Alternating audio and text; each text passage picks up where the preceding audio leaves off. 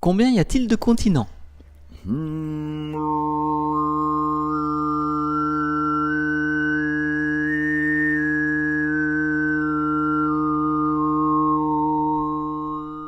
En fait, dès que l'on veut répondre à cette question, des arguments géographiques, tectoniques, historiques, politiques et culturels s'empilent comme dans un souk, créant un sacré bazar. Il existe donc plusieurs réponses à cette question pas si simple, la notion de continent se révélant étrangement assez vague. Tiens, d'ailleurs, en parlant de vague, la mer Égée, du point de vue des Grecs anciens, était le centre du monde. Normal, quoi d'autre? Par exemple, Dali, pour lui, c'était la gare de Perpignan. Lui aussi, il a vu que ça dans sa vie, alors c'était le centre du monde. Les Grecs donc décrivaient 3 continents. L'Europe, l'Asie et l'Afrique. L'Asie, c'était de l'autre côté de la mer.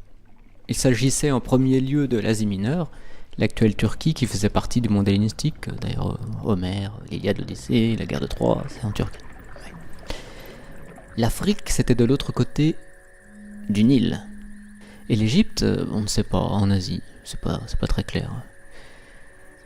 On a pris depuis l'habitude de séparer l'Europe et l'Asie, bien qu'il existe une solide et large continuité terrestre entre les deux.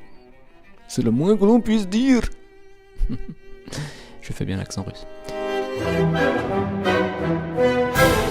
Certains évoquent par exemple un continent afro-eurasiatique. Pourquoi pas, aurais-je envie de dire.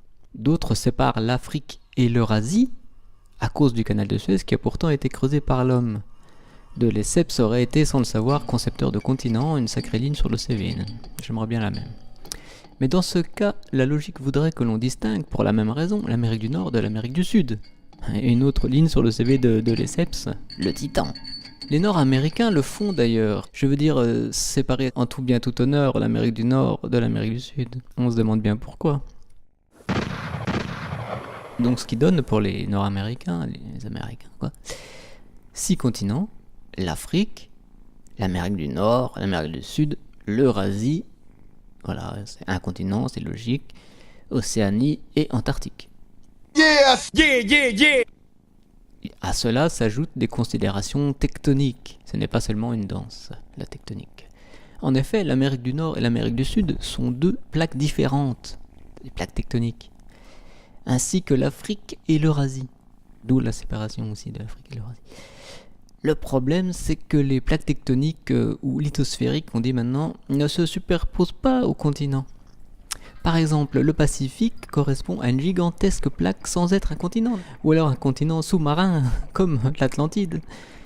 L'Inde et la péninsule arabique ont leurs petites plaques bien à elles également, et plein d'autres petits hics comme le Japon à côté de la plaque.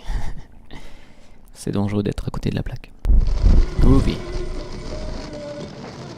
Une autre logique, celle de la continuité territoriale, voudrait qu'il y ait 4 continents. Afro-Eurasie, Amérique avec un S, Océanie et Antarctique. Le Groenland étant considéré comme une grosse île, rattachée à l'Amérique du Nord par la banquise en hiver d'ailleurs. D'ailleurs, le statut des îles et leur appartenance ou non à tel continent est largement assez flou. L'Australie pourrait être considérée comme une grosse île asiatique, ou à l'inverse, Madagascar comme un petit continent.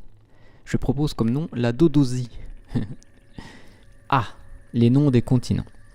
Oui, ce sont des noms, on ne sait même pas d'où ça vient. Antarctique, c'est l'anti-grande ours. C'est ça que ça veut dire. Eh oui. L'Afrique était dans l'Antiquité le nom que l'on donnait à l'actuelle Tunisie, peuplée alors de Carthaginois et d'éléphants. Scipion l'Africain, ça vous dit quelque chose? Europe, ça vient des Grecs encore. De toute façon, ça vient souvent des Grecs. Vous regardez l'économie, tout ça. Bon. C'est la fille d'un certain Agénor, qui était roi phénicien justement, donc paradoxalement asiatique. Presque un Carthaginois d'ailleurs, c'est des ancêtres des Carthaginois, donc presque un Africain. Vous me suivez? Asie, c'est une déesse de la mythologie grecque également, répondant au doux sobriquet d'Océanide. Mais ça n'a rien à voir avec l'océan. Yeah! No doubt about it. Amérique. Alors là, ça c'est intéressant, c'est pas grec. Pourquoi l'Amérique s'appelle Amérique? Eh bien, ça vient du prénom de monsieur Vespucci, Amerigo, qui est peut-être le 5e Européen du siècle des grandes découvertes à avoir exploré le Nouveau Monde. Alors pourquoi lui ? Pourquoi l'Amérique ne s'appelle pas Colombie ou Cabrali par exemple ? Bon, Cabrali c'est moche. Quelque chose me dit que l'Amérique n'aurait pas été ce qu'elle est si elle s'était appelée Cabrali. C'est comme ça. Ou Colombie. Enfin, je vais pas faire d'ostracisme, n'est-ce pas ? Mais Amérique donc. C'est parce qu'il semblerait que c'est Amerigo, justement, qui soit le premier à avoir compris ou pressenti que l'Amérique était un autre continent, un nouveau monde.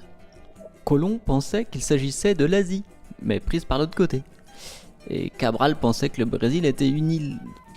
Amérique égale USA ? Cabron.